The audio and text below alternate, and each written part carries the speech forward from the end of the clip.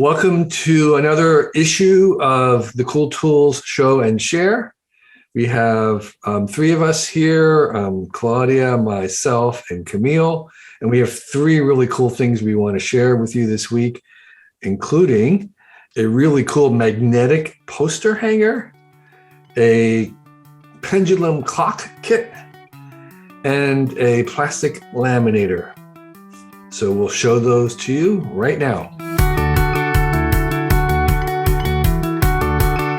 So now we're going to go to Claudia. Claudia, why don't you tell us what you want to show or share? Sure. I wanted to show you, this is not how I use this, but this is just for the sake of the small screen. I wanted to show you these magnetic poster holders. And I actually have a really long poster that I use with this that I hang off of my door. But I'm really bad at framing stuff. This I intend to frame this because this is already in its mat, but just wanted to show you how this works. I'm going to unclip them now. Whoops, there they go. They're magnetic, so they're. Oh, I see. Each side. Yes, this is the okay. Bottom. This holds it flat, and this is the top. Okay. And that has the string to hold it at top. Yes. Yeah. So I got these on Amazon. These are about, I think these are the 16-inch, but they have 8 inches, 10 inches, 12 inches, I think up to 20 inches, maybe bigger.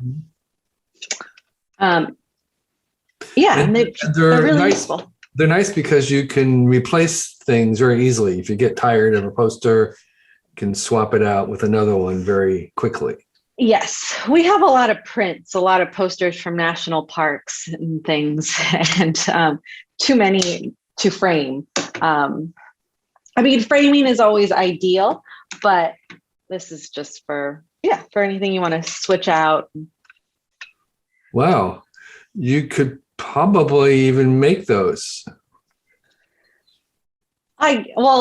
You could, maybe. I don't think I could.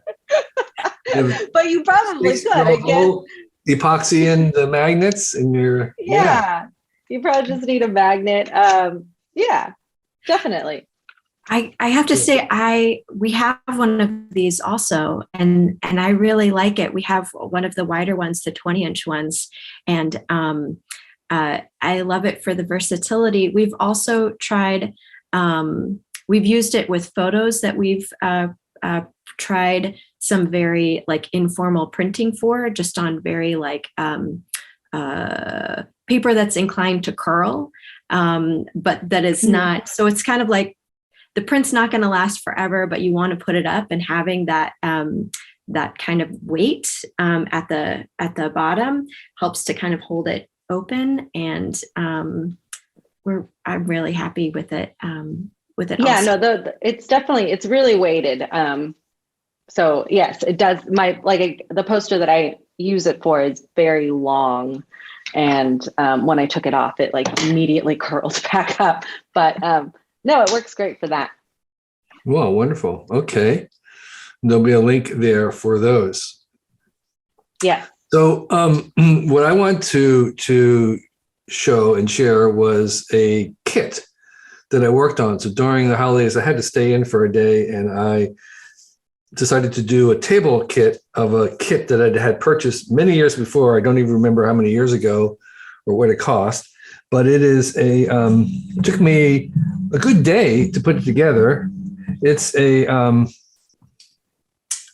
working pendulum clock that's made from laser cut plywood. It's about an 1/8 inch thick plywood that is laser cut, all the pieces, and you have to assemble it into a clock. So there's a pendulum back here, and an escapement, and there's a spring, this piece of metal spring right here.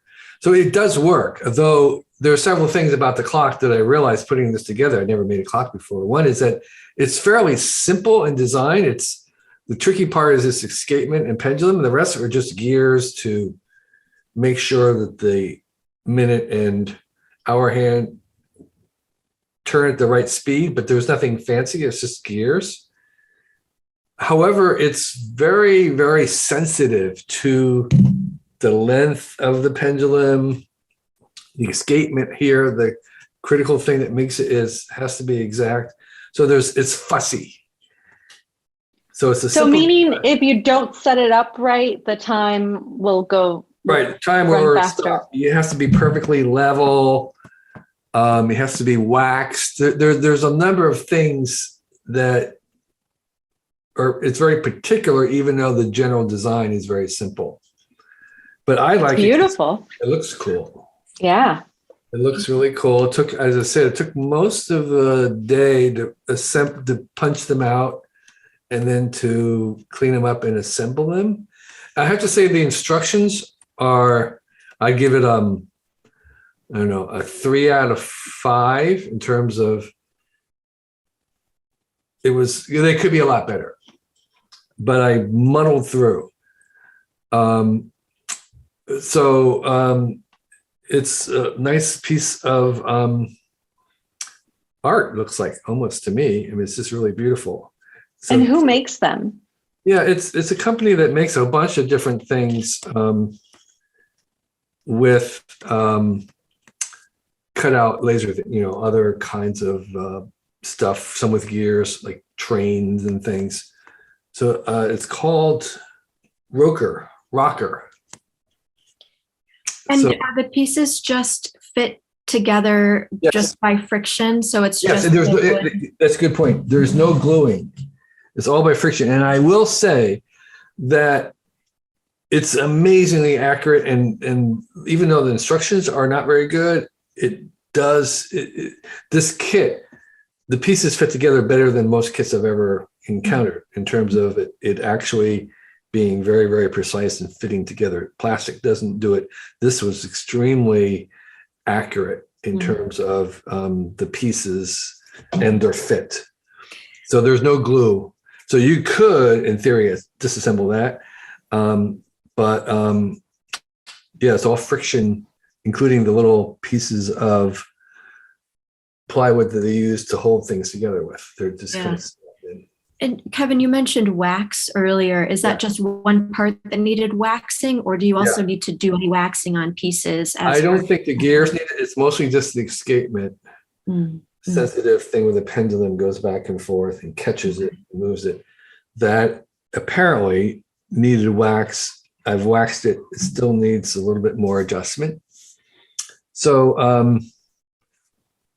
so that's my little, goes in my office. It's this way shows it best right there. Cool.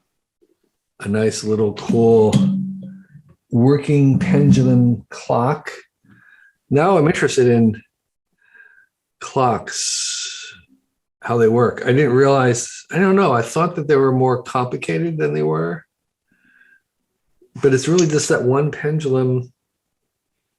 The rest are just gearing it to slow things down, basically. Right. And it takes a battery? Does it take a battery? No, it's a hand. So you turn it? There's a spring here. Spring. Okay. You turn it, but it's not going to tick for very long. I haven't actually got it to tick for a very long time, but just looking at it, I would say maybe it's an hour at the most, looking at the spring. But I don't know, actually. They didn't say. So it's kind of more of like a demonstration of the concept of how a clock works, not a practical.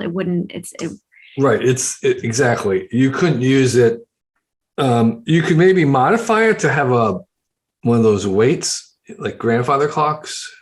So instead of having a big old spring, power it, you have weights that move up and down. There's a little bit more energy in those. But no, it's not for telling time. It's to show how the clock works. That's why it's kind of visible. Cool. And make it look pretty. It's the anti 10,000. Yeah, right. Well, I mean, it's a clock that's right twice a day, but Right. And it'll probably work for a long time. It's Yeah, very, right. because it's so simple, right? There's very little to go wrong with it. It just needs tending. Right. But I really do am impressed with laser cutting and the precision that these pieces have of with 1/8-inch plywood. It is remarkable, and they're pretty strong too. They're almost like, I would say, plastic or metal, but yeah. So anyway, this is okay, here it is. The Rocker pendulum clock. 3D, they call it a puzzle. I guess that's fair. It is a bit of a puzzle. Is this something a kid could do? Like, is this, does it have age? Yes, not a really small kid, but I think they said 14 and above. Okay. Not sure where they got that from, but yeah, they say here for people ages 14 and over. I don't know where 14 came from. I'm sure a 12-year-old could certainly handle it. Maybe there's technically some small pieces, but yeah, I think kids could definitely, it would be kind of a fun project to do with some kids. Camille? Yes, thank you. Something to share with us as well. I do. I have a few things. I wanted to show you guys some things I've laminated over the course of the last year. We had to get a laminator when we unexpectedly had to do school from home for a year and a half. Some of the materials that were coming home from school weren't lasting very long, so I figured, I'll get a laminator and that'll be helpful. And then I thought, well, what else can I do with this? So my most recent project is I made a set of bookmarks from gift wrap scraps. So that's what these are.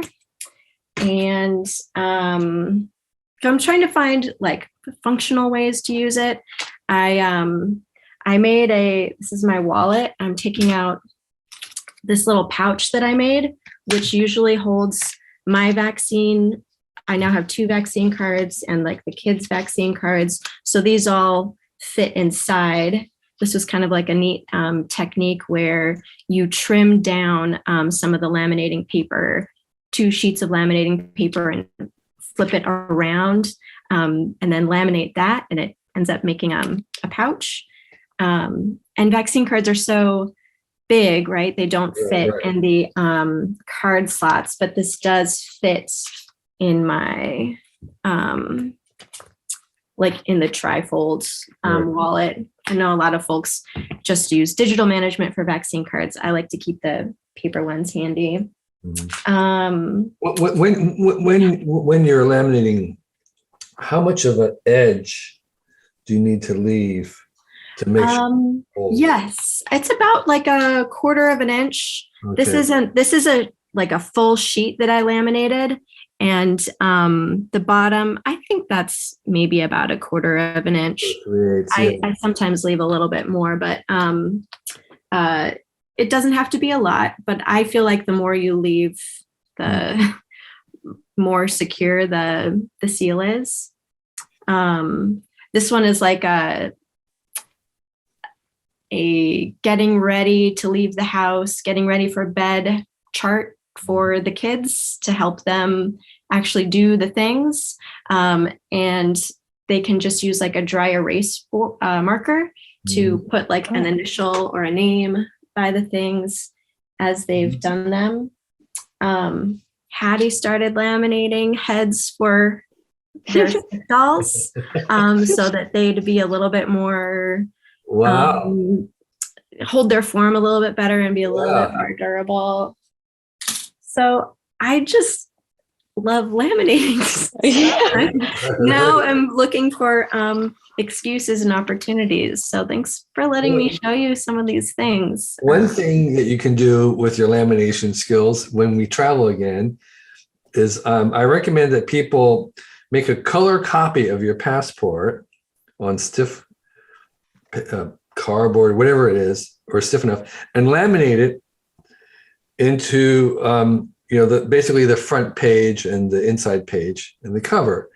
And that actually is sufficient for a lot of uses of your passport for identification and stuff. Right. Like to rent a bicycle or something like that. That's all they need. And and by the way, it's perfectly legal to make a color copy of your passport. So put it in and laminate it and use that as your second passport. Your durable, functional second copy. That's great. Thank you. Camille, I have a question. Yes. How big is your laminator? Why? Funny you should ask. Oh, okay. Pick it up for you. It's not very large. It's pretty portable. It's got this like sheet feeding tray that folds up, and then the piece is just like. What's the widest that you can laminate? 11 inches? I think 11. Yeah, it's just like 8.5 by 11.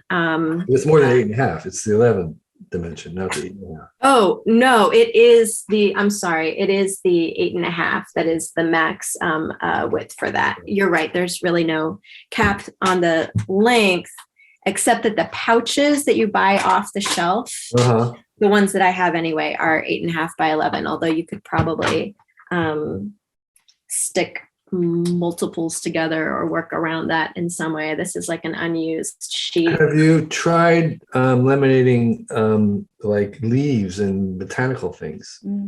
I haven't, but that's a great Flowers. idea. I would like to try that. It's a great idea. Yeah, you could maybe make some artificial bouquets or something with artificial, but made from weird plasticized. Turned kind of artificial, right? Yeah. Cool idea. We'll give that a shot. Thank you. Okay.